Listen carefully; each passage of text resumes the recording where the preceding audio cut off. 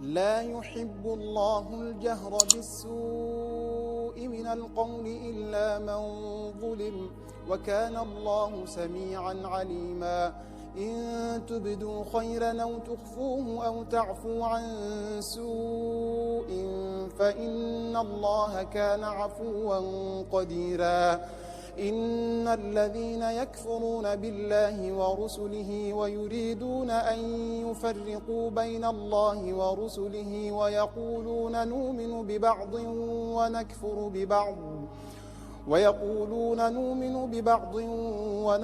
ببعض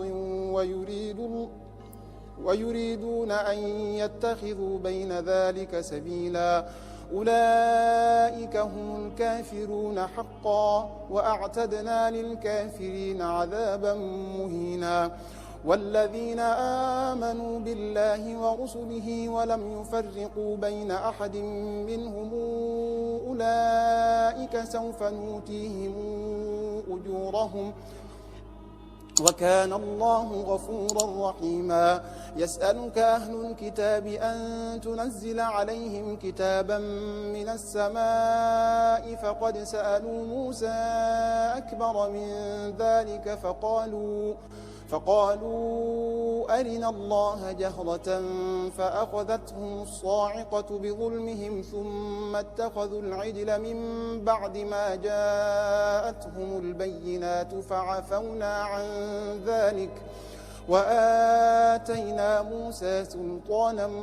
مبينا ورفعنا فوقهم الطور بميثاقهم وقلنا لهم ادخلوا الباب سجدا وقلنا لهم لا تعدوا في السبت وأخذنا منهم ميثاقا غليظا فبما نقضهم ميثاقهم وكفرهم بآيات الله وقتلهم الأنبياء بغير حق وقولهم قلوبنا غلف بل طبع الله عليها بكفرهم فلا يؤمنون إلا قليلا وبكفرهم وقولهم على مريم بهتانا عظيما وقولهم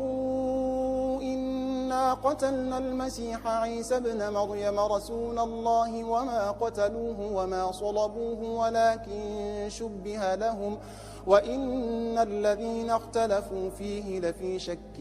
منه ما لهم به من علم إلا اتباع الظن وما قتلوه يقينا بل رفعه الله إليه وكان الله عزيزا حكيما وإن من أهل الكتاب إلا ليؤمنن به قبل موته ويوم القيامة يكون عليهم شهيدا فبظلم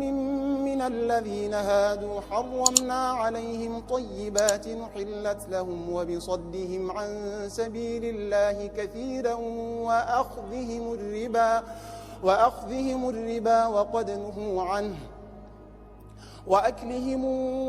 أموال الناس بالباطل وأعتدنا للكافرين منهم عذابا أليما لكن الراسخون في العلم منهم والمؤمنون يؤمنون بما أنزل إليك وما أنزل من قبلك والمقيمين الصلاة والموتون الزكاة والمؤمنون بالله واليوم الآخر أولئك سنؤتيهم أجرا عظيما إنا أوحينا إليك كما أوحينا إلى نوح والنبيين من بعده وأوحينا إلى إبراهيم وإسماعيل وإسحاق ويعقوب والأسباط وعيسى وأيوب ويونس وهارون وسليمان وآتينا داود زبورا ورسلا قد قصصناهم عليك من قبل ورسلا لم نقصصهم عليك وكلم الله موسى تكليما رسلا مبشرين ومنذرين لئلا يكون للناس على الله حجة بعد الرسل